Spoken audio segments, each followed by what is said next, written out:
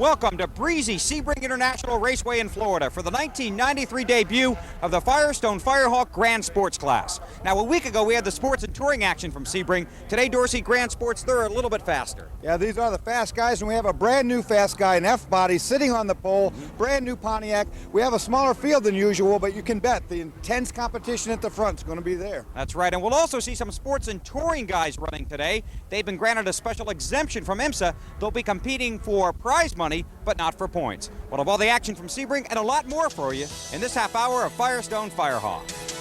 The 1992 Grand Sports Division Driving Championship was decided in the final race of the year.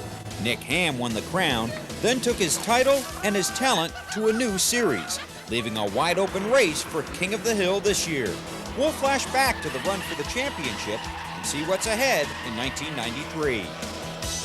David Murray knew he could race. The trouble was trying to convince anyone else. Now his confidence and determination have finally paid off with his first career win and a regular ride in a powerful Porsche. I've had a few rides here and there in the past, but it's been a long road, you know, a lot of sleeping in the car to get there. And we'll have the Grand Sports highlights from Sebring, a challenging 4-hour test measuring man, machine, and gas mileage.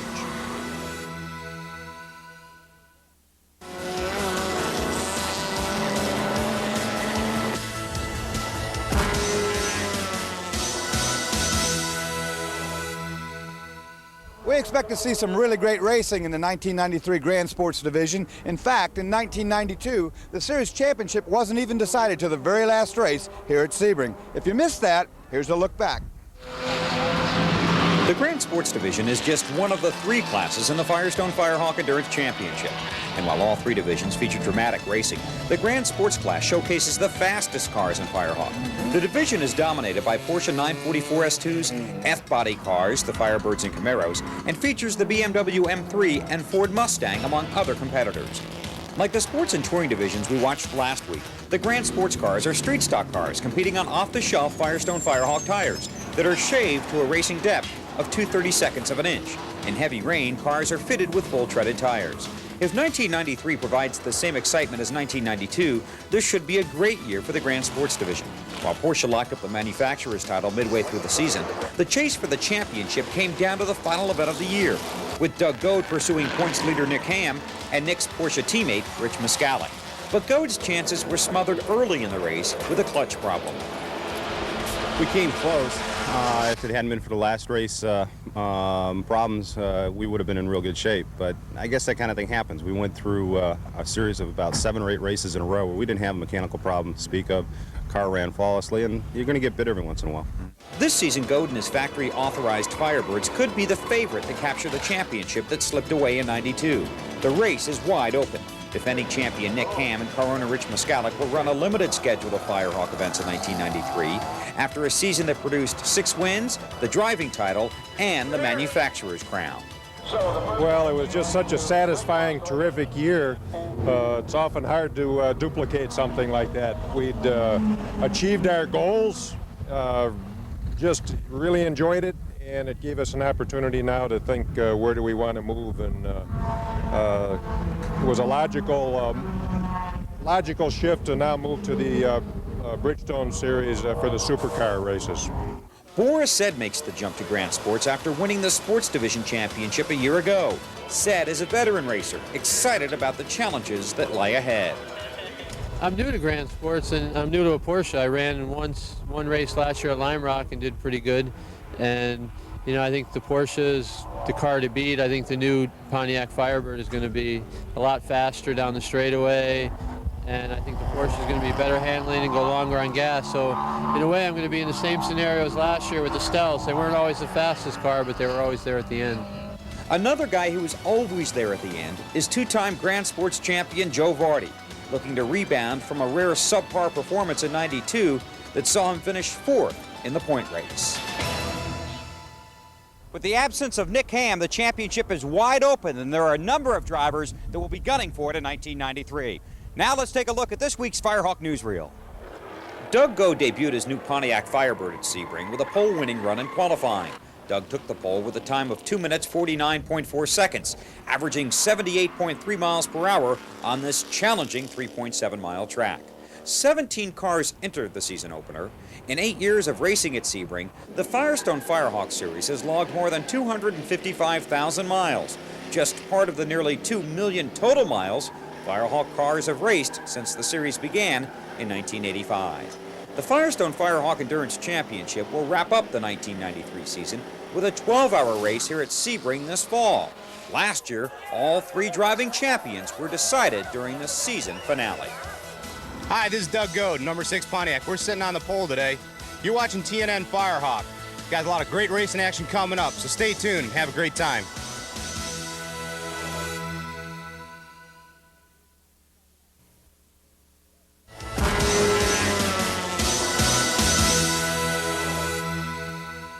Well, the Grand Sports Division of the Firestone Firehawk Endurance Championship is in fact the fastest of all, but it's only faster in the straightaway. In fact, sometimes the little touring cars are faster because they're more agile in the corners. With the highlights of Grand Sports from Sebring, here's Bill Weber. The 17-car Grand Sports field was supplemented by additional entries from the sports and touring divisions. IMSA elected to allow the sports and touring cars to compete for prize money in this 4-hour race, giving several teams the opportunity to benefit from additional track time in this season-opening doubleheader. But only Grand Sports cars were eligible for points. Now let's look at the race program and meet some of the Grand Sports drivers. We've already heard from Doug Goad. He challenged for the championship in 1992 and is back again in 1993 with a Pontiac Firebird. Doug again won the pole for this event. Boris said makes the jump to Grand Sports will be in a Lee Miller champion Porsche. This could be the year for Atlanta's David Murray. He's teamed with Lloyd Hawkins in a Porsche. Murray and Hawkins won the 12-hour race here at Sebring last fall. The 31-car field came down the front stretch and took the green flag from starter Jim Sidley to begin the 1993 season, with Larry Schumacher on the pole in the car qualified by Goad, and Paul Lewis outside row 1, leading the charge into turn 1 on the 17-turn, 3.7-mile maze of concrete and asphalt. The early front-runners were the same cars that had been strong in practice. Schumacher and his Pontiac teammate Larry Verhagen battled up front for the lead from the green flag.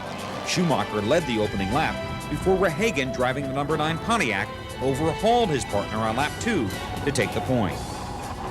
Running with the leaders in the early laps, the 01 Camaro of veterans Don Wallace and Joe Vardy. Vardy is beginning his 17th year of competition in IMSA racing. He has started more than 230 IMSA events in 7 different series. Early problems developed for the number 86 Crescent City Motors Porsche started by Lloyd Hawkins. Hawkins was forced to pull off the track after his engine expired on the front stretch. A small fire that erupted under the car was quickly extinguished.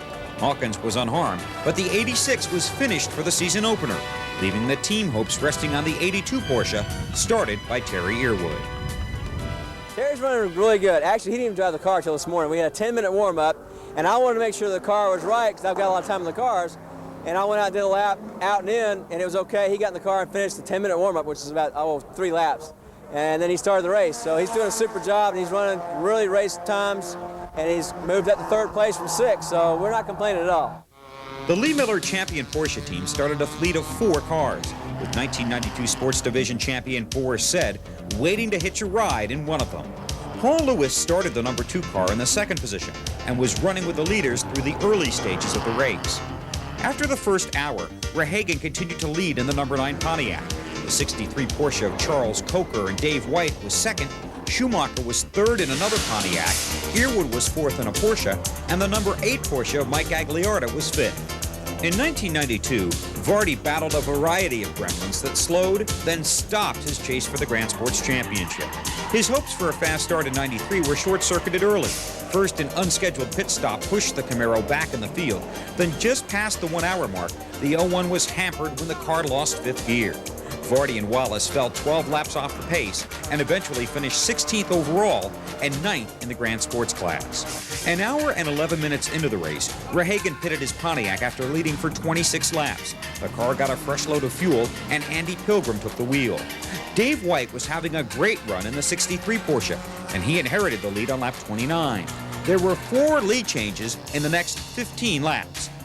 When White brought the 63 Porsche to the pits, he gave up the lead to Mike Agliarda in the 8 Porsche and gave up his seat to co-driver Charles Coker. Well, it's pretty good. The track is very good shape. You know, this is the debut for this car, and I didn't expect it to do this well. We didn't qualify all that good because of the weather. We didn't have a lot of time, but I'm real happy with the car. I built this car for Charles Coker. He's in the car now. I guess he's pretty happy to see his car and leading this thing. The Pontiacs are going to be tough. They've got a lot more power, but I think if we work on them hard, we'll be okay. After leading the opening lap and running near the front for the first quarter of the race, Larry Schumacher pitted the 6th car for fuel and the mandatory driver change. Doug Goad took over the seat. Well, it was a little lonesome at times, but actually it was in pretty good condition. It's cool today, and thank God the rain held off for us. So it wasn't a bit bad. The cars handled real well. You know, obviously it's the first time out with these cars, so there's going to be these little teething problems. But all in all, I think take a car right out of the box and run it for an hour even is quite an accomplishment. So the cars handled real nice.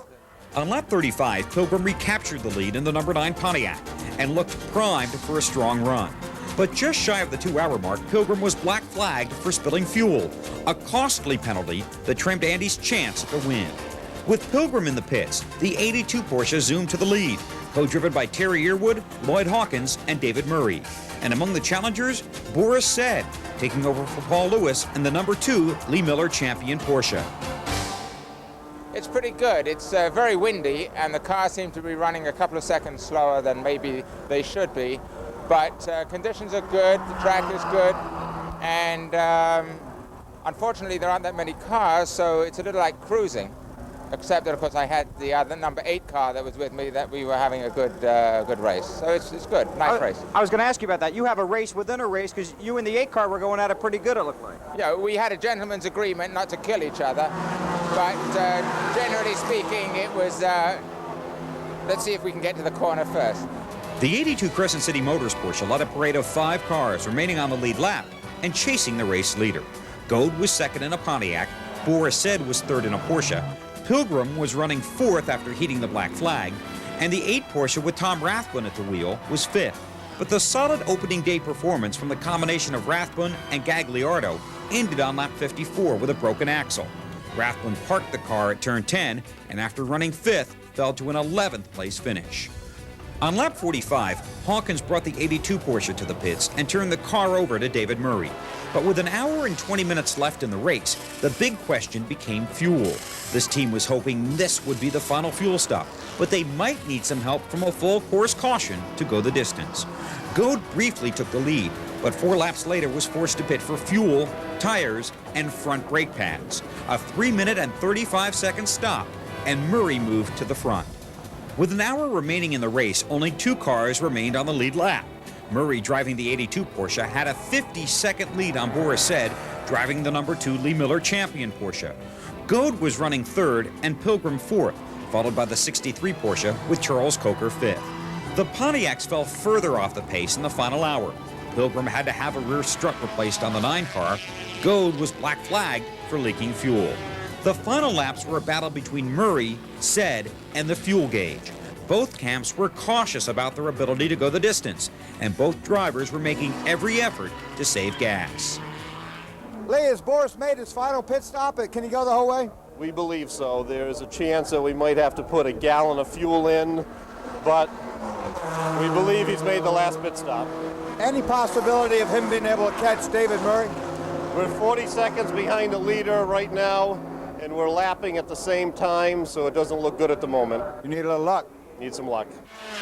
Murray's lead was more than a minute as he coasted down the front stretch to take the checkered flag. His Porsche never made a victory lap. It was out of fuel. Said came home second, a minute and a half behind Murray.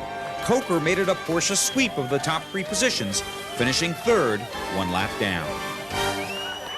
Terry Earwood started the car, Lloyd Hawkins, team owner, started second, and I finished it up, and it was so close. We knew if it ran green the whole race, it'd be close on fuel, but we didn't know it'd be that close. It stopped at the end of pit lane, that lap. We couldn't even do a victory lap. Isn't that cutting a little close right there on the fuel? They're pushing it backwards down pit lane as we speak, because it's slap out of gas. Now we know how much gas it holds, because it's out. Now, you guys weren't even going to enter that car. That was a last-minute decision, hired Terry? Yeah, actually, we brought that car. That's the car we won here in October with, and we bought a new car, the Super 7 car, that factory-built Porsche car, and we hoped it would be a little quicker, and it was, but we didn't have time to really go through it. Dennis is great, crew chief, but you know, to get all the bugs out and run the car a few times. So we said, well, let's just take over Lab Lot just in case and start that car, and I'm so glad we did.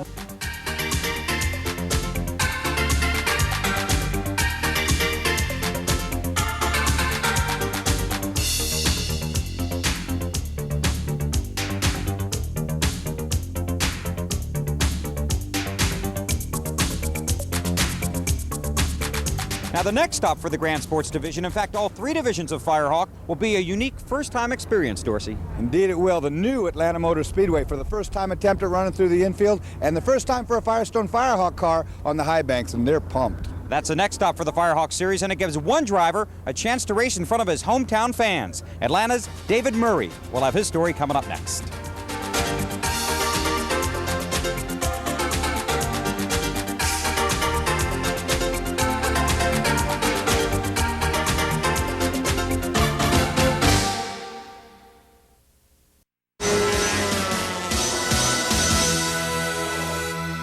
One of the greatest things about the first race of any season is the camaraderie, the meeting of old friends again. And one of the friends that I've had for a long time is David Murray.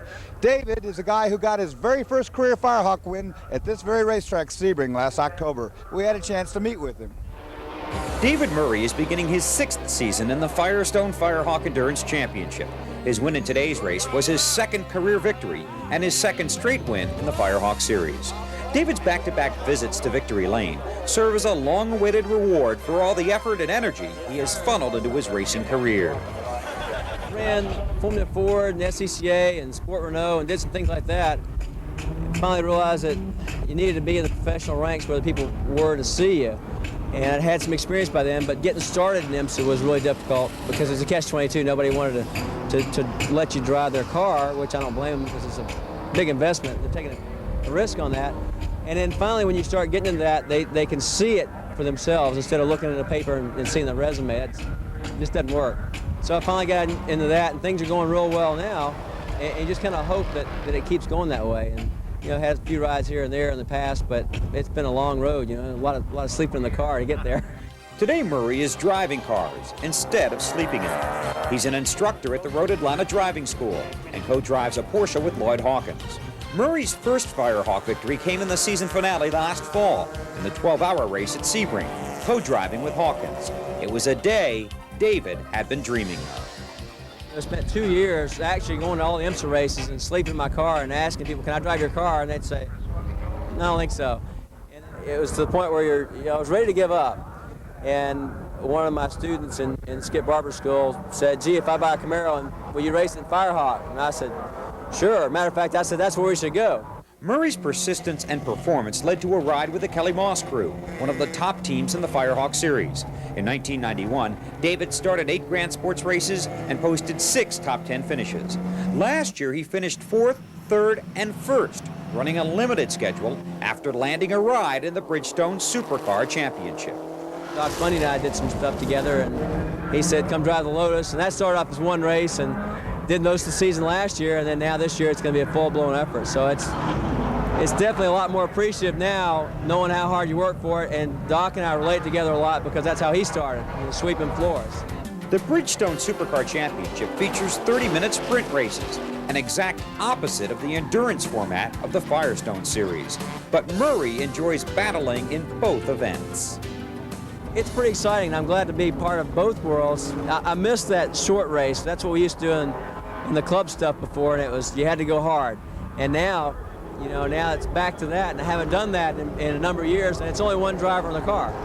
So it's, you set the car up the way you like it, and you drive the way you, and it's all your decision, which is really nice. Racing is a big part of David Murray's life.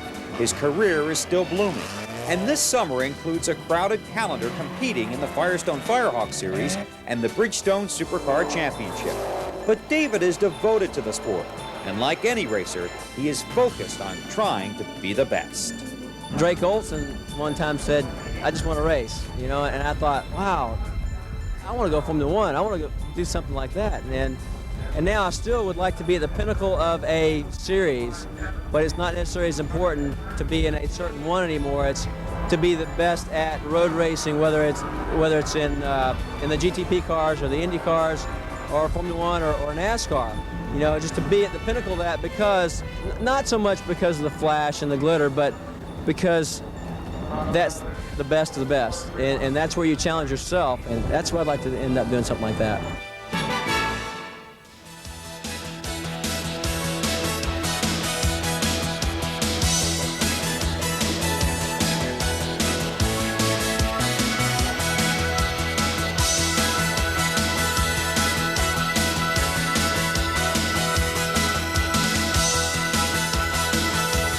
Hi, my name is Joe Vardy, the driver of the 01 Camaro. Catch all the action in Atlanta Motor Speedway next weekend on TNN. And we'll be back at our regular time slot of 1:30 Saturday afternoon next week. And Dorsey, that'll be from Atlanta Motor Speedway. And we're really looking forward to the action there. I think that's going to be big. Well, we'll see you next Saturday at 1:30, and we'll see you later this weekend on Inside Winston Cup Racing. So long from Sebring. Transportation provided by Winnebago Industries, manufacturer of the world-famous Winnebago and Itasca motorhomes and the Winnebago conversion vans. For information on how you can join the Winnebago Motorsports team, call 1-800-643-4892. Communications for the Firehawk television crew provided by Racing Radios, Forest Park, Georgia. Racing Radios, the official communications of IMSA.